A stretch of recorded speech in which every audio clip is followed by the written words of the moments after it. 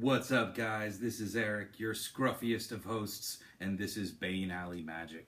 And today we're going to be talking about Archangel Avacyn, one of my favorite commander decks. But before we get into it, please like the video. Please. I haven't got many likes yet. I've got a lot of views. I know people like the videos, but I've been forgetting to say this at the beginning, so I'm going to start saying this at the beginning. Please like the video. Please subscribe. Even ring the bell, but most of all, just like it. You know, it doesn't mean you're going to be getting emails from me or anything, but it helps out a lot. So let's get into the video. Archangel Avacyn, deck tech.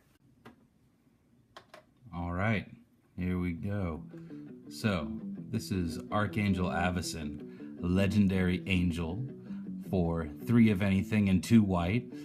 She has Flash, Flying, and Vigilance. Power 4, Toughness 4. When Archangel Avacyn enters the battlefield, creatures you control gain indestructible to the end of the turn. And when Archangel Avacyn, whenever a non-angel creature you control dies, transform Archangel Avacyn at the beginning of the next end step. So, if you like to burn people, you like to burn their faces, all their creatures, this is the commander for you. That's right. She's Boros, y'all. And when she transforms into into Avacyn the Purifier, she deals 3 damage to each other creature and each opponent, and becomes a 6/5. Doesn't have Vigilance anymore. But the truth is, this deck is a combo build. Alright, so I built this deck to mainly synergize with the first side, though the second side can come in handy. Definitely. So, the combo I'm going to reveal to you now, but it involves your creatures gaining indestructible till the end of the turn. So, what creatures might we want to make indestructible? Creatures that burn. So, here's one of my favorites. You might recognize it from our Bane Alley Magic logo, Mog Maniac, 1 of anything and 1 red. And whenever Mog Maniac is dealt damage, it deals an equal amount of damage to target opponent. It's a 1/1, and stand clear if he gets an itch. Now there's 6 creatures like this. I haven't revealed the combo yet, but the combo involves these types of creatures. So we got a total of 6 completely throughout all of Magic's history. So next we got Frilled Deathspitter, 2 of anything and 1 red, and it has Enrage, which is, you know, kind of what all these abilities are whenever they're dealt damage. In this case, Frilled Deathspitter deals 2 damage to target opponent, and it's a 3/2 dinosaur. And yep, here we go, Boris Reckoner. It's one of my favorite Magic cards. I love this card, and I've always wanted to build a deck around it, and this is the closest I've ever gotten to success, is this deck. And by the way, did I mention this deck is janky? Yes, it's a janky combo, but that's what makes it fun, you know. It's not just some like win on turn 5 every game combo, but this deck can win on turn 5. I don't care how many opponents there are. This deck combos off and wins the game. So Boris Reckoner is 3 of hybrid red or white, so that means you can pay 3 of any combination of red or white to cast him, and it's a 3/3 Minotaur Wizard. And whenever Boris Reckoner is dealt damage, it deals that much damage to target creature or player. So this can also hit creatures, whereas the other 2 couldn't. And you can also pay a red or a white to give Boris Reckoner first strike till the end of the turn. And you gotta love the flavor text. Imagine a thunderstorm that's also a tactical genius. That's him. And that's from Dar's Ghost Talk, Fire Fist Captain. This came out in the Gate Crash set, where there were lots of Boros creatures, lots of really cool red-white Minotaurs. Next we got Spite Mare, which is the exact same thing, except it's 2 of anything and 2 hybrid red-white for a 3/3 Elemental Horse. I love the artwork on this card so much. If you look at that closely, those are fire-breathing snakes for a tail. Yeah, pretty sweet. Pretty sweet. So whenever Spite Mare is dealt damage, it deals that much damage to target creature or player. And I love the flavor on this one too. It's from Ashling, the Pilgrim, and Ashling is saying, I know a creature carved from a dream of wild freedom. Any attempt to leash her or exploit it failed, and at terrible cost. Such a cool card. And the classic Stuffy Doll, 5 of anything for an artifact construct, which is a 0/1, which has Indestructible. When it enters the battlefield, choose a player. Whenever Stuffy Doll is dealt damage, it deals that much damage to the chosen player. And you can tap it to have it deal 1 damage to itself. So you see the theme happening here. We got one more creature which does this ability, which is Sun-Crowned Hunters, which has Enrage. And whenever Sun-Crowned Hunters is dealt damage, it deals 3 damage to target opponent. This one is the most expensive to cast. It's 4 of anything and 2 red for a 5/4 dinosaur. Now, let's talk about the combo. So, you get Sun-Crowned Hunters out, and, sorry, here we go. Guilty Conscience. Alright, so Guilty Conscience is an enchantment that says, whenever enchanted creature deals damage, Guilty Conscience deals that much damage to the enchanted creature. So it creates an infinite loop with Sun-Crowned Hunters until Sun-Crowned Hunters is dead. But if you flash in Archangel Avacyn, it gives all your creatures indestructible. So Sun-Crowned Hunters never dies from taking the damage from Guilty Conscience. And every time it does, its Enrage ability triggers again, and it deals that much damage to target opponent. And when that happens, Guilty Conscience triggers again. Whenever enchanted creature deals damage, Guilty Conscience deals that much damage to enchanted creature. So you can see the infinite loop here with Guilty Conscience and with Archangel Avacyn. And these types of creatures, the burn creatures.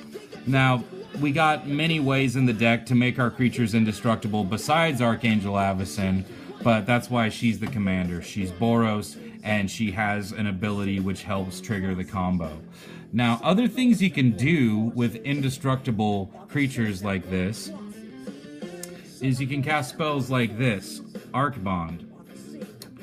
It's an instant for 2 of anything and 1 red. Choose target creature. Whenever that creature is dealt damage this turn, it deals that much damage to each other creature and each player. So, when you have a creature like Spite Mare, you give it indestructible in many different ways, and then you say, alright, whenever whenever it's dealt damage, it deals that much damage to each other creature and each player. So the combo is you somehow deal it damage. That's the hardest part usually, is dealing it damage. And once it's dealt damage, you can have it deal that much damage to target creature or player, which you target creature itself. So you have Spite Mare deal that much damage back to itself, and then it's dealing that much damage also to each other creature and each player. And then that the damage dealt back to itself, since it's dealt damage to itself again, it triggers its own ability again. And it's an infinite loop where you basically can burn out all your other players, or if you don't have enough life, you can at least kill all their creatures and get everyone down. The problem with this is you need to have more life than everyone else, or else you end up dead too. The other cool thing with Arc Bond is if you have 2 creatures that, like, let's say you copied Arc Bond and you targeted 2 different creatures which ended up dealing, and you dealt one of them damage, then it is an infinite loop where each creature ends up dealing damage to the other one, and then the Arc Bond ability triggers again and again and again, back and forth, until basically everybody's dead. Now, lots of people say, well, this infinite loop will make the game a tie because it's, it never ends. Again, these loops do end when all the opponents are dead. They don't end if it doesn't end up killing everybody, then that is a draw. But if it ends up killing everybody else and you're still alive, at that point, state-based actions are checked and you do win the game. So, another way you can get Arc Bond to work really good is by giving the creature lifelink with spells like Swift Justice, an instant for 1 white, and says until end of turn, target creature gets +1/+0 and gains first strike and lifelink. So if you give Spite Mare Indestructible and lifelink and deal it damage, you can gain infinite life. If you combine that with Arc Bond, you just win the game. Because you keep having it deal the damage back to itself, you're gaining that much life and dealing that much damage to each creature and each other player. So those are the two combos on how to just win the game completely. But, you know, that's not what we rely completely on. We want to be able to, you know, win the game in other ways too. So let's talk about the other creatures in the deck. We got the Mana Dorks, the Draw Dorks. Solemn Simulacrum kind of almost belongs in any commander deck, unless you're playing blue-green maybe, and then you already got plenty of good draw and ramp spells. But Solemn Simulacrum is a great card for, if anything, for a artifact golem. When it enters the battlefield, you may search your library for a basic land, put that card on the battlefield tapped, and then shuffle your library. And when it dies, you may draw a card, and it's a 2/2. Since we're playing Boros, we need lots of ramp, and we need lots of draw, lots more than other types of decks, to make up for the fact that our ramp and our draw is crappy. So we got Solemn Simulacrum. This also goes great in any kind of bounce deck. By the way, you bounce them and then you get to search for another land. Super cool card. Knight of the White Orchid is 2 white for a human knight. That's a 2/2 with first strike, and when it enters the battlefield, if an opponent controls more lands than you, you get to search your library for planes and put it on the battlefield, and then shuffle your library. So this is white's kind of ramp ability often, is someone else has to have more lands than you, and then you get to ramp. And if you're playing white or Boros, you know, they usually do. So it's not hard to get this guy to trigger, for sure. Burnished Heart, not too, not surprising. It's 3 of anything for an elk. It's a 2/2, and you can pay 3 more of anything to sacrifice it and search your library for 2 basic lands and put them on the battlefield tapped, and then shuffle your library. Sacrificing your creatures also will trigger Archangel Avacyn's ability to make her flip. So, this one allows you to... having creatures that sack themselves are good in this deck in case that situation arises. But most of the time, I'm just, sacking this as quick as possible to get myself 2 lands. Because to cast these combos, you're casting multiple spells, and you need a lot of land. Getting into the draw dorks. So Mad Prophet is a really cool card. It's used in actually some top tier decks out there, so not one to underestimate. I mean, I've seen this in a deck that got first place before. So 3 of anything and 1 red for a human shaman with haste, and it's a 2/2, and it has tap to draw a card and to discard a card and then draw a card. So, rummaging through your deck, very important for the combo deck. Next, we got some creatures that deal tons of damage. And these are also creatures that synergize well with our lifelink abilities, which we have several. So, this is Heartless Hidetsugu, and it's 3 of anything and 2 red for a legendary Ogre Shaman. And it's a 4/3, and you can tap it to have it deal to each player... Let me read this again, sorry. Heartless Hidetsugu deals to each player damage equal to half that player's life total rounded down. So deals damage to them equal to half their life total rounded down. And so just imagine if you give this fool lifelink, you're gaining all that life. And so even though it deals damage to you too, you're gaining that life back. Super cool card. And again, if you have more life than everyone else, you're just kind of on a winning streak there. Balefire Dragon, 5 of anything and 2 red for a 6/6 flying dragon. Whenever it deals combat damage to a player, it deals that much damage to each creature that player controls. So, wiping creatures out. Our deck doesn't have a lot of straight removal spells, mostly because our creatures function as removal spells themselves very often, such as Balefire Dragon. Again, give this guy lifelink, you're going to be getting a ton of life and making yourself everyone's enemy. Ryusei the Falling Star, 5 of anything and 1 red for a legendary dragon spirit. It's a 5/5 flyer, and when it dies, it deals 5 damage to each creature without flying. So this can activate the combo. Sacrifice it in several ways we got to sacrifice in the deck. This guy's really cool with lifelink. Volcano Hellion, 2 of anything and 2 red. Volcano Hellion has Echo X, where X is your life total. When Volcano Hellion comes into play, it deals an amount of damage of your choice to you and target creature. The damage can't be prevented, and Volcano Hellion is a 6/5. Now, we don't care about the Echo X. We're not going to pay it. What we care about is giving this guy lifelink, which is why we have the instant speed lifelink spell. We also have some enchantments that give all our creatures lifelink. But what you do is you give this guy lifelink, and then you can gain just an infinite amount of life. X, damage of your choice. That's as much damage as you choose to you and target creature. But again, if you give it lifelink, it doesn't matter. You gain all that life back. And so it can kill any creature. If you cast it on Maniac or Boris Reckoner or Mare, you can deal that much damage directly to another player's face as well. So it really works great in this deck. Though you probably won't pay the Echo X cost. It'll probably just die right away. It's a combo piece, Alright, Attali, the Primal Storm, is a draw card spell for the most part in this deck. Red needs and white needs ways to draw cards. So it's a Elder Dinosaur for 4 of anything and 2 red. And whenever Attali Primal Storm attacks, exile the top card of each player's library. Then you may cast any number of non-land cards exiled this way without paying their mana cost. So your own deck and everyone else's deck, whatever's revealed, you get to cast without paying the mana cost. And this is the first time I played this card was in a 6-player game, and let me tell you, I won. Definitely a cool card. And by the way, a 6/6. Alright, now we get into things that can help us find the combo piece Guilty Conscience, which is an enchantment. And we got several other enchantments these guys can get. So Nomad Mythmaker is 2 of anything and 1 white for a cleric, and it's a 2/2, and you can pay a white and tap it to put target enchant creature card from a graveyard into play, enchanting a creature you control. And you control that enchantment. So you can actually take other people's enchantments from their graveyards. They have to be auras. This is printed before the word aura was really used. But yeah, you get an aura back.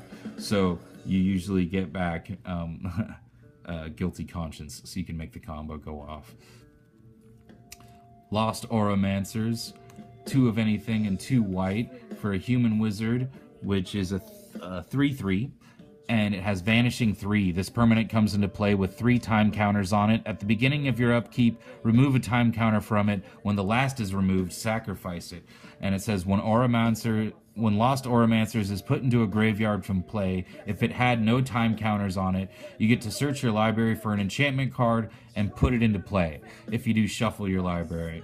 So this is kind of a janky version of Academy Rector. It gets you that enchantment for free onto the battlefield. Again, for us, most of the time, that's going to be Guilty Conscience to help us make the combo happen. So what do you know? Next we have Academy Rector, 3 of anything and 1 white for another cleric. And it says when Academy Rector is put into a graveyard from play, you remove it from the game. And if you do, search your library for an enchantment and put it into play, and then shuffle your library. And she's a 1/2. So Academy Rector is often used for super ridiculous combos. In this case, we're just using it for our nice janky combo, where if anyone sees it coming, it's really easy to mess with our combo. But we have ways to protect it too. So here's another creature that gives other creatures lifelink, and it'll also give Volcano Hellion lifelink when it enters the battlefield. So it's a 2/1 human cleric for 1 of anything and 1 white, and it's soulbound, so you may pair this creature with another unpaired creature when either enters the battlefield. They remain paired for as long as you control both of them.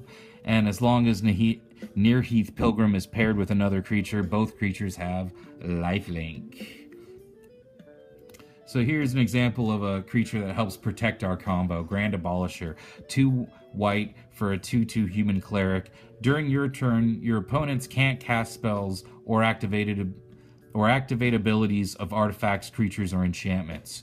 So it means during your turn, your opponents don't get to do anything. They don't get to respond at all. So it's perfect for combo decks. They don't get to respond. Silence is also really good. I've got Silence in here, but what's better is are things that say also activated abilities of things. Those can stop the combo, such as Umezawa's Jite. Someone used that to stop the combo. I cast Silence to prevent them from responding, but they cast the Jite, and they were able to get the counters on it and remove them to -2/-2 my creature to death before it was able to go infinite. So Grand Abolisher is great in this deck because it'll stop that from happening too. Sun Titan is 4 of anything and 2 white for a 6/6 giant, which has vigilance, and whenever Sun Titan enters the battlefield or attacks, you may return target permanent card with converted mana cost 3 or less from your graveyard to the battlefield, which is often going to be one of our creatures or Guilty Conscience, so that we can go infinite. One of our creatures that deals the damage, that is, or Guilty Conscience, or maybe even well, it is a permanent, so I guess you couldn't get back Arc Bond, but that would be cool. Anyway, Sun Titan, great for this deck. Sarah Ascendant, because we're playing Boros, so eat a dick. Alright? 1/1 for 1, lifelink, as long as you have 30 or more life, it gets +5/+5, and it's flying, no big deal. Moving along, Conqueror's Galleon.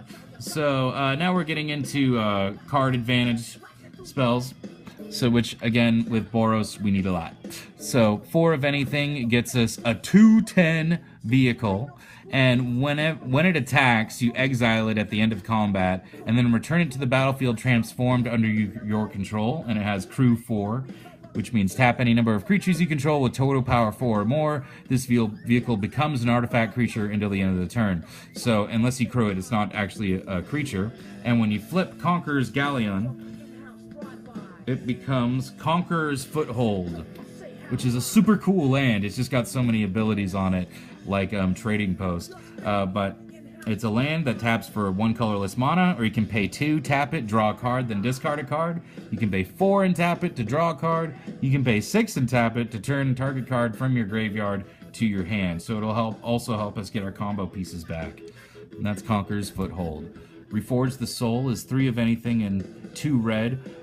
And it's a sorcery that says each player discards his or her hand and draws 7 cards, but it has Miracle for 1 of anything and 1 red. So this, just, discarding a whole hand and drawing 7 cards is a really good way to find our combo pieces.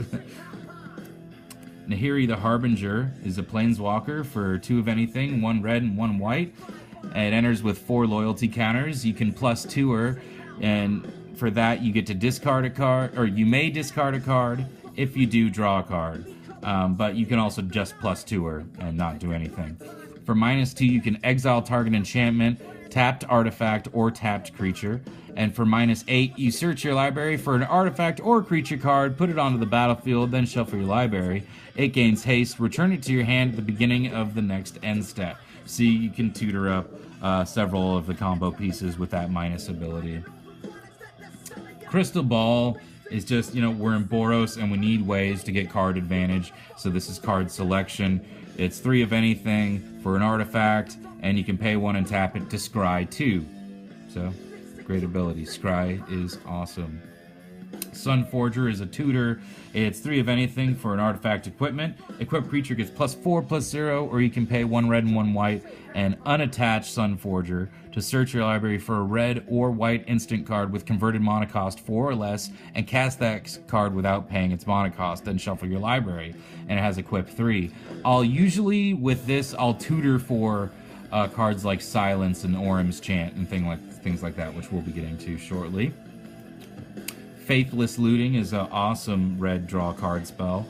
For 1 red, you get to draw 2 cards, then discard 2 cards, and it has flashback for 2 of anything and 1 red. So you can cast it from your graveyard for its flashback cost and then exile it. So, great card advantage. Next we got Vance's Blasting Cannons, 3 of anything and 1 red. For a legendary enchantment, which says at the beginning of your upkeep, exile the top card of your library. If it's a non-land card, you may cast that card this turn. Whenever you cast your 3rd spell in a turn, you may transform Vance's Blasting Cannons. Most of the time, I'm using this to draw cards, but if you do transform it, it does also help deal damage and activate the combo. So it turns into Spitfire Bastion, which is a legendary land, which you can tap for 1 red mana, or you can pay 2 of anything and 1 red and tap it to have it deal 3 damage to target creature or player. So a lightning bolt on a stick and helps with lands.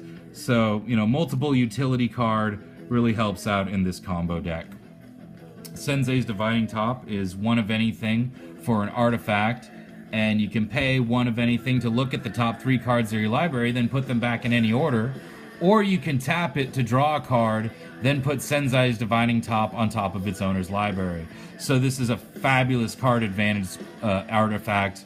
Basically, it should go in every single Boros deck. I mean, it goes in almost any deck, really. You see this card out there all the time. You should probably buy them now, because they're going to get scooped up. A fabulous card advantage card, and helps us dig for our combo pieces. Staff of Nin. It's 6 of anything for an artifact. At the beginning of your upkeep, draw an extra card. And you can tap it to deal 1 damage to target creature or player. So this not only draws us cards, but also helps activate the combo, dealing a damage to the creature and having them ultimate. Incendiary Command. Choose 2. Incendiary Command deals 4 damage to target player, or Incendiary Command deals 2 damage to each creature, or destroy target non-basic land, or each player discards all the cards in his or her hand, then draws that many cards. And this is a sorcery for 3 of anything and 2 red. Most of the time, I'm choosing the last ability to just get some cards, but you could also use it to activate the combo. Tormenting Voice. 1 of anything and 1 red is sorcery. As an additional cost to cast it, discard a card, and it lets you draw 2 cards. So now we're gonna get into the ramp spells, and this is one, you know, I know it's an expensive card, but again, we're playing Boros, we need to make up for that with some pretty busted cards. So Sword of Feast and Famine is 3 of anything for artifact equipment. Equipped creature gets +2/+2, has protection from black and from green, and whenever equipped creature deals combat damage to a player, that player discards a card, and you untap all the lands you control. And it's equipped too. So yeah, super busted. You get to untap all your lands, so during your first phase, you tap them all, you cast everything, then you attack, and it's, you know, hopefully it's going to deal the combat damage. And then you get to untap. Awesome card. Boros Signet, 2 of anything for artifact, you know. There it is. Get the signets. Expedition Map. Great ramp card. You know, it does cost you 3 mana, but you get to search your library for any land card. Reveal it and put it into your hand, and then shuffle your library. So, Expedition Map goes great in any Tron deck. Land Tax. This is a fabulous card for any white deck. 1 white for an enchantment that says, during your upkeep, and if an opponent controls more land than you, you may search your library and remove up to 3 basic land cards and put them into your hand. Reshuffle your library afterwards. This is an older printing of the card, obviously, but really powerful. You get to get any 3 basic lands and put them into your hand, as long as someone else has more lands than you. For 1 mana! Great on turn 1. Alright. Now my cards are sagging, just a sec. There we go. Okay. So, we got Ye Olde Classic Soul Ring. We got Cultivator's Caravan. 3 of anything for a 5/5 vehicle, which has crew 3, and you can tap it to add 1 mana of any color to your mana pool. Now we're going to get into the removal. Like I said, we don't have very much because most of the removal is on our creatures. So, Path to Exile, one of the most powerful removal spells in the game, because it's instant speed, it's only 1 white, and you get to exile any creature. Its controller gets to search his or her library for a basic land and put that card on the battlefield tapped, and then shuffle his or her library. I really love this spell, Burn Away. 4 of anything and 1 red for an instant speed spell that deals 6 damage to target creature, and when that creature dies this turn, you get to exile all cards from its controller's graveyard. So really powerful against the Amonkhet gods that keep going back to their owner's hands. Since they don't go back to their owner's hands till the end of the turn, this exiles them before that happens. Really great. Destroy creature spell and exile their graveyard as well. Austere Command is another command for 4 of anything and 2 white.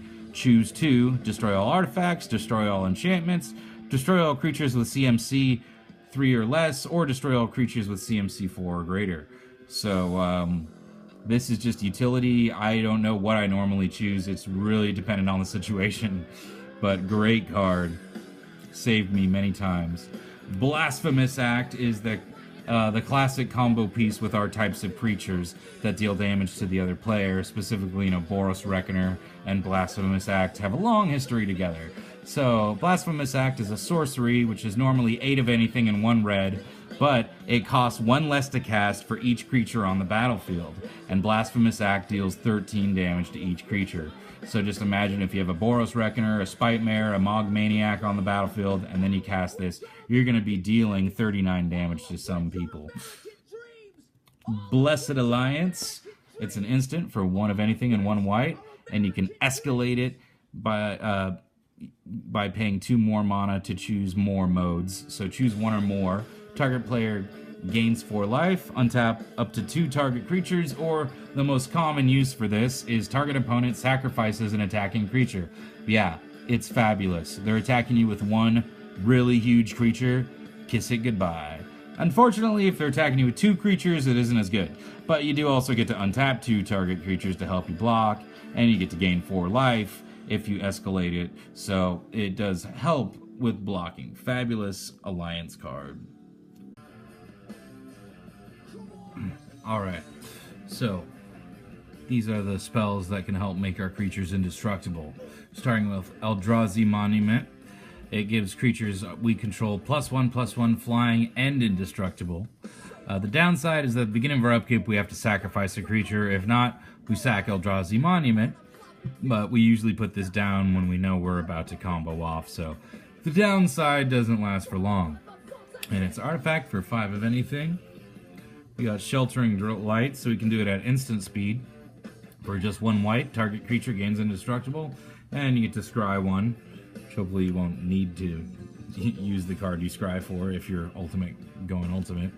Boros Charm is the classic indestructible card, so it's 1 red and 1 white for an instant that gives you choose 1. Either it deals 4 damage to target player, which is very often used in 1v1 to finish off your opponent, or permanents you control are indestructible this turn, all permanents, including lands. So this is really great when you combo it with Armageddon, so you destroy everyone else's lands and not your own.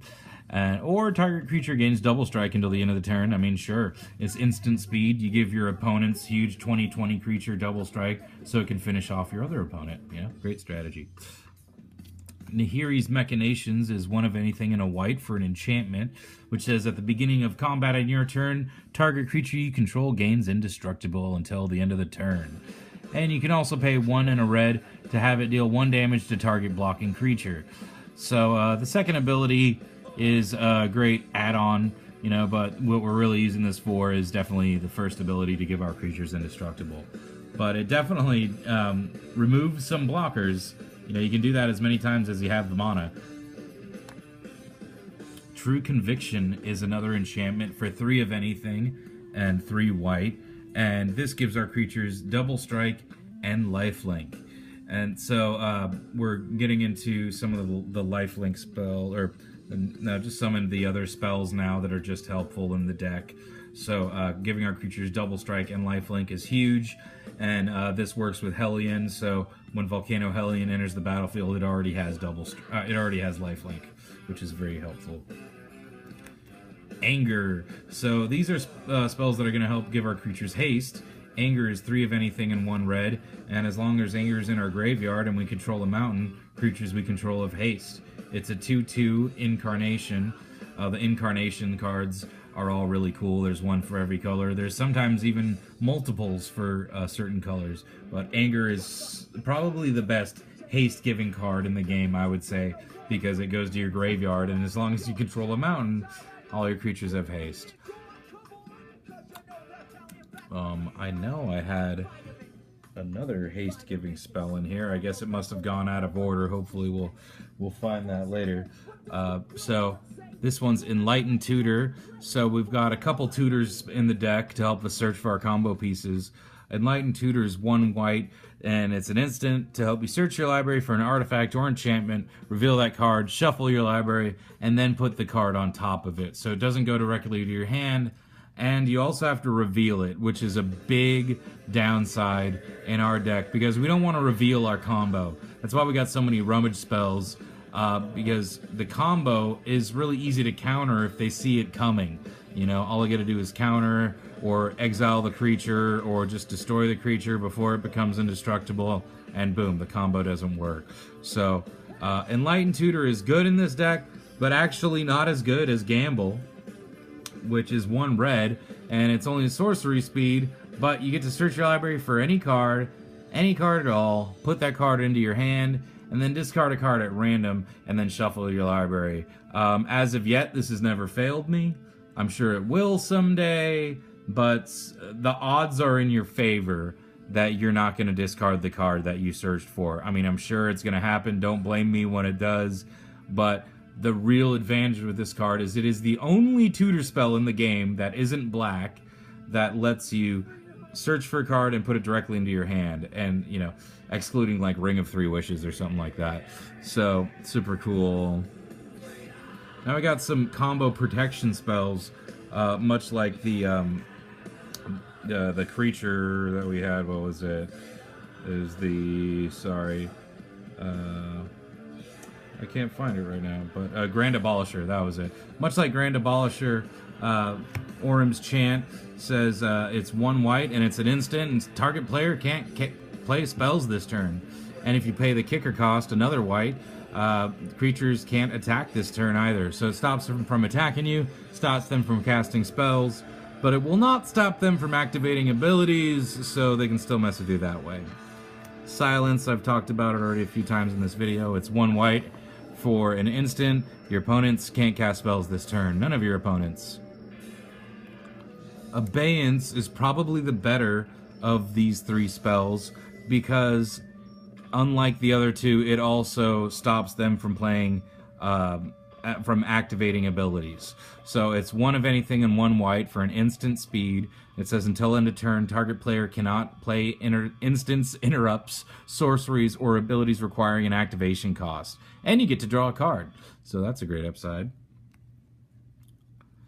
Here's the other haste spell, and it's Mass Hysteria. So I have never got the pleasure of casting this yet, but I really want to try it out just to cause some Mass Hysteria. You know, all creatures have haste for 1 red, and it's an enchantment. You can play it on turn 1, and this will turn commander games upside down. You know, every creature has haste, get out of town, you know. And so, I don't know, it just sounds like a lot of fun. You can probably do, you know, Hammer of Perforos or whatever, you know, Fervor or whatever you want. I'm choosing Mass Hysteria for now. Super cool looking enchantment. We got Cloud Shift to help protect our creatures. 1 white for an instant speed. Flicker, exile target creature you control, then return that card to the battlefield under your control. Alright, so you got to protect our combo pieces when they don't have haste. They got to last a turn around the table. Blood Moon to just say F you to everyone at the table. Vidalcan Orrery so we can cast our spells at instant speed. You may cast non-land cards as though they had flash for 4 of anything. I guess I should say a little more about Blood Moon, in just that it's, you know, it's not advantage for us, but it is card disadvantage for our opponents, and we want to stop them from stopping our combo, so this helps with that a lot. And it's just like, you know, why not? Again, we're playing Boros, so, you know, everyone can suck it. Now we're getting into the lands. So I got a couple lands here that draw us cards, much like the Conqueror's Galleon. Gaia Reach Sanitarium is a legendary land, and you can tap it to add colorless, or you can pay 2 and tap it, and each player draws a card, then discards a card. So it's a great mana sink.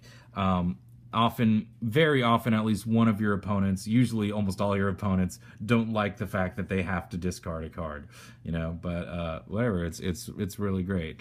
You get to rummage through your deck and get that card that you need. Mikokoro, Center of the Sea, is very similar. It's a legendary land as well. Tap it for a colorless, or pay 2 and tap it, and each player just draws a card. So this one doesn't have the downside of them having to discard a card. Pretty cool. Then this is a Reliquaria Tower. Again, got the Japanese version because most people should know what this card does. Taps for a colorless, or, and it also gives you no maximum hand size. Temple of the False God, what do you know? I put this in every single deck, you may have noticed by now. Taps to add 2 mana to your mana pool. Activate this ability only if you control 5 or more lands. So, obviously if it's, just this and 1 other land in your opening hand, don't keep that hand. But certainly mid-game, later in the game, it's fabulous. And, I've even had this as my 4th land drop and, missed my 5th land drop and my 6th land drop. But, on 7, it made up for itself eventually. I never have regretted running this card. Highmarket is a good sacrifice outlet. You tap it to add a colorless, or you can tap it and sack a creature and you gain 1 life. And this can activate Ryusei. It can, trigger Ryusei, I should say. It can also trigger Avacyn, so very helpful in this deck. Also, it's always great to have a sack outlet when, your creature's going to get, Song of the Dryads put on it, or Imprison in the Moon put on it, or it's just going to get exiled. You say, no, in response, I sacrifice it to Highmarket. And, also it's great for when they're trying to gain control of your creature. You just sacrifice it in response, gain a life. Ghost Quarter to help deal with troublesome lands. Adds a colorless, or you could sacrifice it to destroy target land, and its controller may search for a basic land. Homeward Path, you tap it to add a colorless, or you tap it to each player gains control of all creatures he or she owns. So, yeah, very good addition to basically every commander deck. You get your stuff back. Very political card. Then we get into the color adding cards. Any cards with cycling are really good in every single deck in Commander, so buy all the cycling cards you can. I'm done with explaining them. They cycle, they draw you cards, they're really good. Flamekin Village is a land that also helps your creatures gain haste, so enters tapped unless you reveal an elemental card from your hand. I think I might have 1 elemental in the deck, but I actually don't think so. Or no, the horse, Spite Mare. Yeah, Spite Mare is an elemental. So, boom, if you reveal Spite Mare from your hand, Flamekin Village will enter untapped. Anyway, it taps for a red, or you can pay a red and tap it to give target creature haste till the end of the turn. Temple of Triumph, there's battlefield tapped, and you get to scry 1. Add 1 red or 1 white. Got the bounce land. Inspiring Vantage, enters tapped unless you control 2 or fewer other lands. Clifflop Retreat, enters tapped unless you control a mountain or plain. Escaping Foundry, enters tapped unless you pay 2 life. And then we got 11 plains and 11 mountains. And that is it for the deck tech, guys. So I hope you enjoyed the video. Let me know what you think. Please like and subscribe. And until next time, take care. Take it easy.